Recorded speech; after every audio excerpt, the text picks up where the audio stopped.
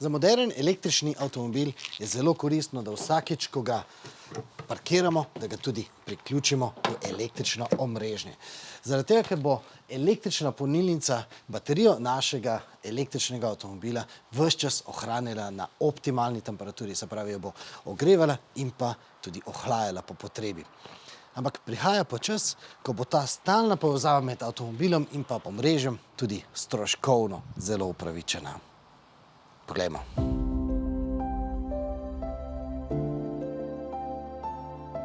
Stroškovno upravičenost povezave avta in omrežja nam bo omogočala na primer tudi mala siva škatlica, ki sliši na komercialno ime Optimum. No, tokrat se je moj aha moment pojavil že kar takoj na začetku intervjuja, ko sem slišal naslednje besede. Ne optimizira porabe samo za končnega uporabnika, ampak za celoten energetski ekosistem. Kaj to pomeni? Se pravi, jaz si to inštaliram zaradi sebe ali zaradi drugih? Vi si primarno to lahko inštalirate zaradi sebe, ampak ker se bo v naslednjih letih poraba energije doma močno povečala, predvsem zaradi vedno večjega števila toplotnih črpalk in električnih avtomobilov, tudi lokalno v vašem prostoru ne bo dovolj energije, da bi vsi istočasno recimo polnili avtomobile ali pa ogrevali hiše s toplotnimi črpalkami. In zaradi tega bo energetski sistem potreboval digitalno rešitev za prerazporeditev konične energije na nivoju transformatorskih postaj oziroma energetskega omrežja. Torej, investirati moram 400 € za škatlico, ki bo reševala makroprobleme, da jaz na mikronivoju ne bom imel težav. Ampak ne znam si predstavljati, da bomo vsi državljani na tem področju enakovredno prevzemali makrozagate na svojo mikroraven. Ampak ta moj pomislek bo država odpravila konec letošnjega leta s ponudbo za trgovanje. V nadaljevanju bodo prišle tudi dinamične tarife, se pravi, tarife ne bo več samo nizka, visoka tarifa, tako kot je danes, oziroma enotna, ampak bo 5 časovnih blokov in ročno bo zelo težko regulirati porabo. Kako bo to izgledalo v praksi? Energija, ki se bo poslala v omrežje, bo verjetno plačana po nižji tarifi kot tista, ki jo kupujemo iz omrežja. Tako imajo sosednje države. Se pravi, če mi kupujemo iz omrežja energijo za 4 enote, ko bomo oddajali to energijo nazaj v omrežje, bomo dobili plačano 2 enoti. Po izkušnjah iz tujine si na ta način lahko obetamo prihranke v višini med 20 in 50 € na mesec, pri tem bo prihrankov ustrezno manj, če bo naša škatlica samo preklapljala med tarifami, kot če priključimo tudi sončno elektrarno in hranilnik. Ampak s to malo škatlico se lahko igramo tudi bistveno večji energetski monopoli. Kakšna bo prihodnost?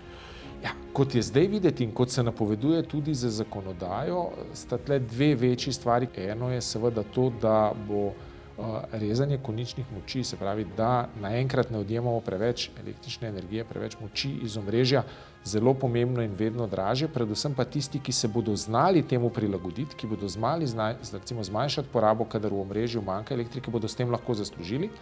Druga stvar je pa seveda to, da je popolnoma možno in se že napoveduje, da bodo lahko cene, če bomo to želeli, ali pa mogoče nekoč celo tudi obvezno, ampak mislim, da bo to ostalo bolj izbirno, da imamo namesto nekega paketa, ko imamo stalno isto ceno energije, najprej po dnevih različno, potem pa celo po urah znotraj dneva. Se pravi, ko bo elektrike v omrežju preveč, to se včasih pri borznih cenah že vidi sredi noči, skoraj plačajo za to, da odjemaš elektriko. Ko jo je pa zelo premalo, je pa elektrika zelo draga. In če imamo eno tako rešitev, ki se temu zna prilagajati, ki zna z neke spletnega vira ali števca pobirati napovedane cene elektrike in temu prilagajati odjem, potem seveda lahko ekstremno zmanjšamo svoje stroške za električno energijo. Tematike smo se dotaknili še bistveno bolj na široko, vabimo vas, da se poučite z daljšim videom na to temo. Kliknite desno zgoraj. Zdaj pa si optimiranje stroškov z škatlico, kakršna je Optimum, poglejmo še v današnji praksi. No, tukaj lahko vidiva točno to hišo, v kateri smo, to je ta Lumarjeva vzorčna hiša in na njej lahko vidiva, bo preklopila na pogled v živo, koliko torej potegnemo elektrike iz omrežja. Torej iz omrežja trenutno porabljamo 9 kW moči, sončna elektrarna na tej stavbi je malo bolj šibka, pa tudi, če pogledava ven, je zunaj kar krepko oblačno, manj kot kilovat. Približno 1 kW porablja hiša, kar pomeni vse naprave, ki so na stand-byju, televizija za nama je prižgana, verjetno malo prezračevanja teče in pa potem seveda polnilnica za električni avto, kjer imaš zunaj torej priklopljen Q4 e-tron Sportback, trenutno porablja približno 9 kW, to je približno neka omejitev, na katero jo je sistem omejil, zato da odjem iz omrežja ne bi bil prevelik. In pa, ker je to zelo blizu tisti maksimalni moči polnjenja, res nima smisla, da zdaj iz hranilnika vlečemo neko moč, tako da hranilnik praktično trenutno počiva. Ko bi bilo več drugih porabnikov, bi se ali elektrika začela vleči iz hranilnika, ali pa bi polnilnica še zmanjšala moč polnjenja, oziroma če bi zdaj recimo se razjasnilo, pa bi sončna elektrarna skočila na 5 ali pa 10 kW, bi se tudi moč polnjenja dala na največ in hkrati bi tudi hranilnik se še za teh 10%, ki ni napolnjen, začel polniti. Navajeni smo, da so vse te moderne elektroinštalacije zelo drage. Mala škatlica Optimum pa je lahko rentabilna že skoraj takoj na začetku. To je zdaj to. To je sistem, ki ga imamo. Se pravi, škatlica mora biti nekje blizu glavnega števca, zato kot si že videl, se poveže na glavni števec. To je ta škatlica.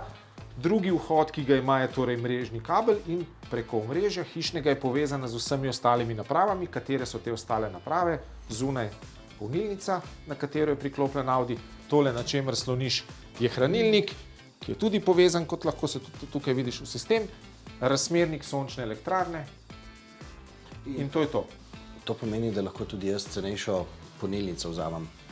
Se pravi, še vedno moramo imeti load guard, ali ni potrebno? Ko imamo enkrat Optimum, potem tistega load guarda klasičnega, se pravi nekega senzorja od polnilnice ne rabimo. Važno je samo, da polnilnica omogoča, da jo prek tega Modbus vmesnika krmilimo. Torej, v kombinaciji s takšno škatlico lahko vzamemo cenejšo domačo polnilnico. Ampak na ta način še ne bomo pripravljeni na prihodnost. Lahko ta mašinica jemlje energijo tudi iz avtomobila? Če to omogoča polnilnica in avto, je tudi to možno.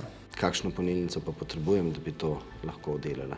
Ti funkcionalnosti se reče vehicle to grid in prav veliko polnilnic trenutno še ne obstaja, ki to omogočajo. Ampak sej nekateri avtomobili naj bi to že ponujali. Ja, v praksi še nisem sprobal tega, ampak... Ja, ni samo avto tisti, ki mora omogočati to funkcionalnost, ampak je tudi električna polnilnica. To so DC polnilnice, se pravi, bojo nekoliko dražje polnilnice. Nekatere so že na trgu v tujini, kdaj bo to prišlo v množično uporabo v Sloveniji, pa vprašanje verjetno v kakšnem letu, 2, 3. Ko nas bo ta dolgo oglaševana prihodnost končno dosegla, bodo naši električni avtomobili lahko upravljali celo funkcijo hranilnika za našo hišo. Moramo se zavedati, da energije v električnih avtomobilih je zelo veliko napram domačim baterijam, ki se jih trenutno vgrajujejo. So to faktor krat 5, 6, 7. Recimo, če imamo 10 kWh baterijo v stanovanju, avto ima 70 kWh, je to 70krat večja baterija, ki jo vgradimo. Se pravi, to, kar zdaj slišimo, da bodo avtomobili v prihodnosti tudi stabilizirali omrežje, to je sigurno. Danes v bistvu še vedno prihodnost. Ja, drži, ampak celoten ekosistem v prihodnosti bo verjetno izgledal tako, da bojo avtomobili zelo velik del oziroma zelo pomemben del elektroenergetskega omrežja. Torej, zaradi električnih avtomobilov potrebujemo zmogljivejše električno omrežje. To pa se bo za svoje optimalno delovanje naslanjalo na elektriko električnih avtomobilov. Temu zdaj res lahko rečemo, da gre za ekosistem, v katerem je vse skupaj povezano. Avto, hiša, sonce in še kaj, osnova pa so baterije. Brez njih gredo sonce, veter, voda ali uran v nič. Torej, za vaš naslednji knjig smo eno od baterijskih celic razrezali in pogledali, kako je videti od znotraj. Kliknite, pa gremo skupaj v mišico.